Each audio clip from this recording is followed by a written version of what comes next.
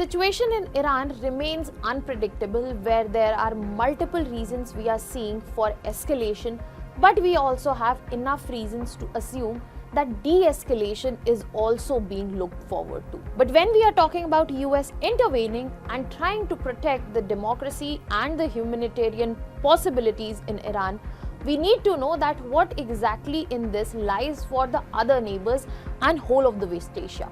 When we talk about Israel, Israel wouldn't be happier to see the Iran regime toppled off. But यहीं पे अगर हम बाकी countries की बात करें, चाहे वो सऊदी अरेबिया या तुर्की या इराक, तो यहाँ पर कंडीशंस जो हैं वो थोड़ी सी डिफरेंट है.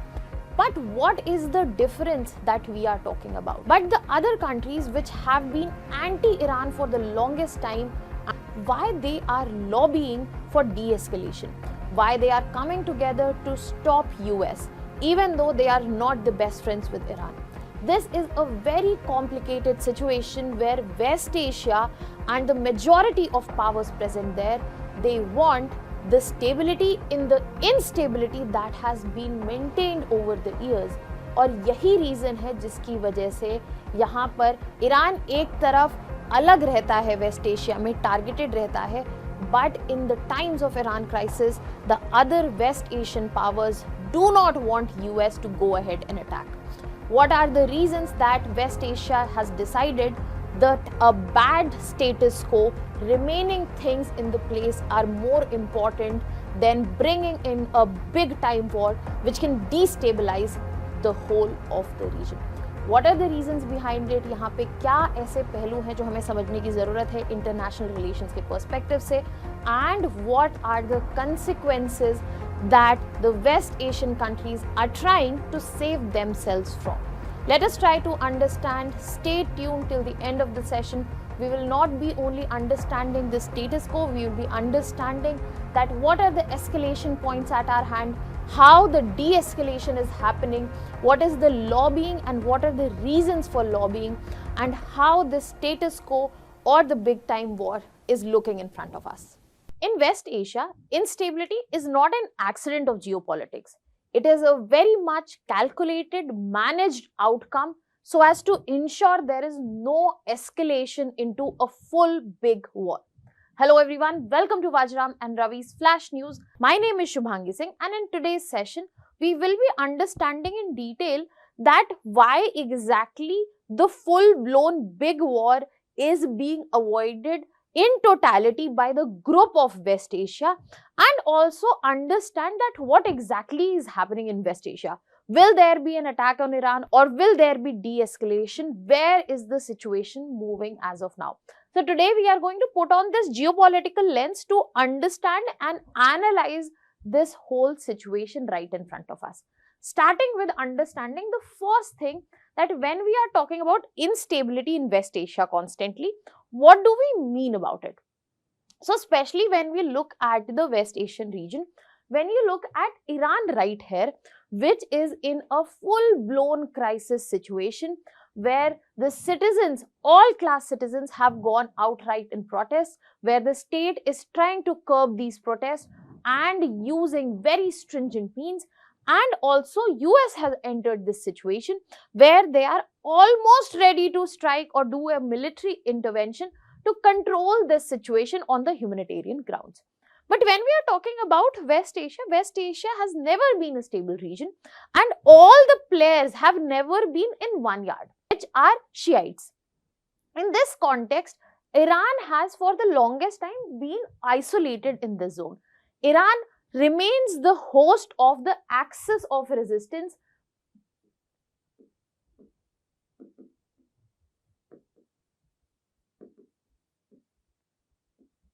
where all the proxies and the militias are used, be it the Houthis, be it the Hamas, all of them have their fuel coming in from here, all of them, they have their hosting from in here. And that is why Iran has remained a separate bloc as well. And that is why that isolation and coming together has never been seen. Apart from that, the internal conflicts, be it Israel, if you look at it, it is of the size of our Manipur state. But the wordings, the effect that Israel holds, If you remember, last year only we were looking into a huge Israel-Iran conflict, war-like situation in front of us, where US said we will not intervene. In the end, they did intervene and they did strike Iran. So Israel in this context stands staunchly against Iran. But when we talk about the other big players, be it Saudi Arabia or we are talking about United Arab Emirates, they are also never been in favor of Iran. So that means this instability that we am talking about, this is not just religion based but also action based. And over the years, this instability has remained there. And as of now, this instability in the recent times has been further fueled by actions of Iraq, by actions of Iran, where you see Hezbollah rebels attacking Israel from Lebanon, which is again part of axis of resistance. We see that Houthis in Yemen are blocking the shipping lanes. We get to see that this has become another choking point in this context. And all in all, we get to boil down to a situation where Iran remains on the other side and others might be able to find a common point on other side. For example, if we talk about US allies, Qatar is there, then we have Saudi Arabia, then we have Israel, we have all of these places, we have all of these countries which are siding with the US. Again, they have found a common point. But in this situation where we see a big war emerging in front of us, where US is threatening to enter Iran, the West Asian powers are not okay with it, even though Iran stands as a very strong enemy for them. We will be moving to understand that next. But first we need to understand, is the big war happening? So when we talk about the big war, US has already said that the military action is on table. But at the same time, we are seeing that there are two types of situation emerging. The first situation is more likely towards escalation.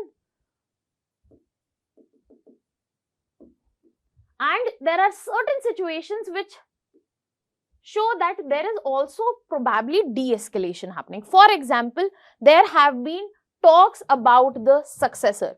So there has been this conversation where Donald Trump has said that we need to look into successors, but he has discarded the choice of Iran's exiled heir, that is Shah's son, exiled Shah's son, has been ruled out as a successor.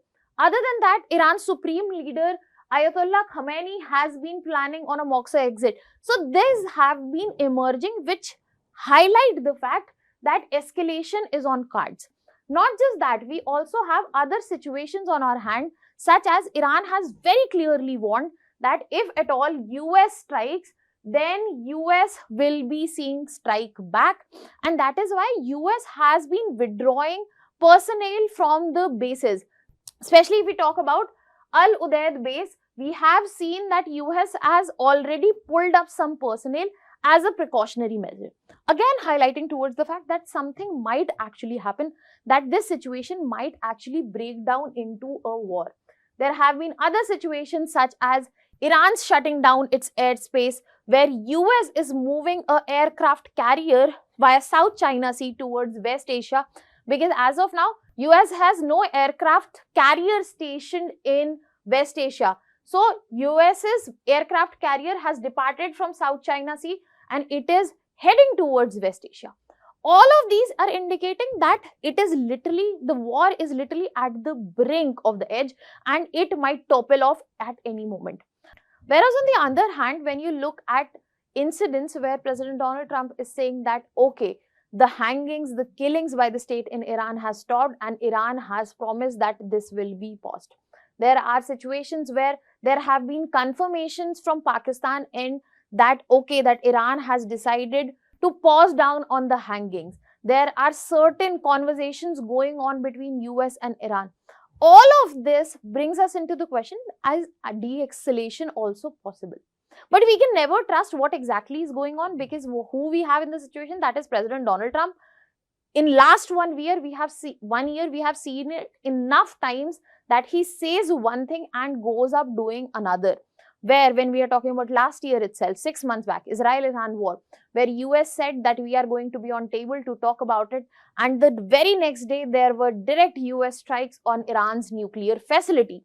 So we can't be sure in which way it is heading, but we clearly know even though West Asian countries are not saying anything publicly, except for Israel. We know very clearly that Israel wants Iran's regime to be toppled off, and it would be the first one to jump in if US decides to take up the strike. But the other West Asian countries, they have been publicly quiet, but privately they are lobbying to ensure that US does not strike Iran. We have seen that Saudi Arabia, joined by Oman and Qatar, they have lobbied and they are ensuring to prepare Tehran against any action. And Saudi has also gone ahead and reassured Tehran that Saudi Arabia's airspace will not be used for any strike. Furthermore, we are also getting to see Saudi Arabia, Oman and Qatar, they are asking President Donald Trump to not attack. Then what is this? In the start itself, I said instability in the region. Nobody is siding with Iran. Nobody wants to be with Iran for multiple reasons. Then why is this happening? Then why they are lobbying to make sure that instability remains prolonged, that instability remains intact. So now let us try to understand that how the big war is being avoided, and instability is one that is being made sure that it stays intact, it stays where it is. Starting with understanding that why exactly West Asian powers are doing this. They are doing this to save their people. They are doing this to stop the disaster that might be seen in West Asia. If you look at the number of civilian deaths that have taken in West Asia, especially because of US strike, you will be shocked to see the numbers that have emerged in Syria, Yemen, and also Iraq. So in this situation, another civilian death catastrophe cannot be seen at the region of West Asia. Other than that, bigger reasons lie at hand, which are that the West Asian powers, be it Saudi, be it Qatar, Oman, UAE, all of them are worried that they will be caught in the crossfire. That means this is not just going to cost them in terms of life, this is also going to cost them badly economically. It is going to devastate the region and create a different type of instability that they are not aware of. How? So if US decides to attack Iran, Iran will attack all the US bases. Possibility would be Iran would be attacking the US bases which are present in West Asian region, which are present in Turkey, which are present in Syria, Iraq, Jordan, Saudi Arabia, Kuwait, Bahrain, Qatar, and also UAE.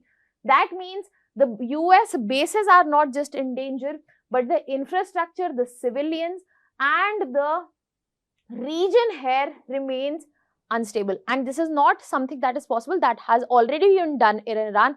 Last year itself, when US struck Iran's nuclear facility, Iran retaliated by blasting off Qatar air bases and striking that. So we have to understand that it disturbs the whole region. And why the disturbance in this region is going to be a problem? Because it is going to pinch the pockets of all the economies. How? This is the center of oil economy. You have major choke points here: Red Sea, Bab el-Mandeb, Suez Canal, and also Strait of Hormuz. Multiple oil pipelines are present across the region, and all of this come in the middle of danger. So the reason everybody is lobbying to stop US is to protect the major shipping routes, to protect the pipelines, to protect the countries, and show us to ensure that we do not enter a vicious cycle which cannot be ended. There is more to it when we see that there is a direct risk that how this will change Israel's position in West Asia. Iran has always remained in power, and it has ensured that Israel's power remain in check, making sure that there is some sort of stability in this whole unstable region. But if Iran is toppled off, which Israel would enjoy, which Israel will join, if US does, Israel becomes the dominant force in West Asia, which is not a favorable situation for others. That is why we get to see that Israel is hoping that Islamic Republic will collapse, and that is something that will create a disastrous situation in West Asia. Israel has always been technologically capable, has had a permanent ally in the name of US. A country as much as the size of state of Manipur could be very disastrous, could be very dynamic, and Where the West Asian stability will come in from there, that remains unknown. So that is why, again, the other West Asian powers do not want the US to attack, because this will lead to Israel's dominance in the West Asian region. Other than that, there is a direct threat of heavy Iranian strikes on Israel. If we are talking about Israel here, US attacking Iran, Iran will retaliate. It will not just be US air bases, US's favorite ally will be also on target. And if you remember last year, 6 months back, we were talking about this war, very war, where more than 500 strikes were carried out by Iran, and we could see multiple cities of Israel being struck even after the presence of Iron Dome. And that was only because the nuclear facilities were threatened of Iran. Now, if Iran comes into an existential crisis, you can't imagine the level of threat that goes on not just in the region, but specifically for Israel. And that sets off a cycle where US and Israel will come in full throttle, and it will also lead to another huge issue. That is, if you look at the border of Iran, it shares it with multiple countries. If you are talking about land borders, we have Iraq, we have Afghanistan, we have Turkmenistan, we have Pakistan, and we also have maritime borders with Saudi Arabia, UAE. Now, this war-laden crisis region will flare up the borders, and we will see migration and instability spilling over immediately. There have been already confirmation as of coming from Turkey that there has been no instability on their end, but at Pakistan's end, we are seeing that there are certain movement of people, and this is what causes crisis-laden migration. Furthermore, it is going to affect the immigration across Kuwait and other regions, which will again affect the West Asian countries and their demographic numbers, which they look like right now. It will also lead into activation of the axis of resistance that I was talking about. This axis of resistance would also play an instabilizer role across the region, because they have always been favored and fueled by Iran itself. And it is not going to be just the West Asian powers who would want to enforce the status quo. We would see this enforcement coming on from external powers as well, be it Russia, be it China. If you look at this particular given map, you will be able to see that China happens to be economically heavily engaged in this particular region. But at the same time, we also get to see that US has controlled bases and other sites, they are also prominently present. So US does not occupy, but there is a huge amount of control, alliance and security coming out from there. But the economic security is centered towards China. And Russia also has a huge role to play in this region, where it has been a permanent ally towards Iran, even though there has been no sort of occupation, but the commitment to this region has been there. So Russia would not want this as well. So the status quo is not by internal West Asian powers. This is something that the external powers will also ensure in the coming time. And what do I mean by status quo? That this situation of instability remains intact. We are okay with instability because we have figured out the way to how to walk it. But we do not want a big war to come in and change everything and make it absolutely unpredictable. So the West Asian powers and the external powers would want to enjoy the strategic advantages that are present in the current time of bad status quo of instability. And that is why in coming times, this bad status quo will not be labeled as a failure. It is not a failure. It is a decided choice. People are lobbying in there to make sure that this remains as the strategic choice, because it has been made sure to avoid a systematic collapse, to preserve what has been there, the regime survival, and also protect the global economic flows. So the whole idea that we get to see in West Asia as of now, the conflicts not being resolved, it is something that is being managed and it is something that is being theatered. What are your thoughts on this? Let me know in the comment section. That was all from my side. I'll be leaving you with a practice question here. Put down your answers in the comment section. That was all from my end. Thank you so much.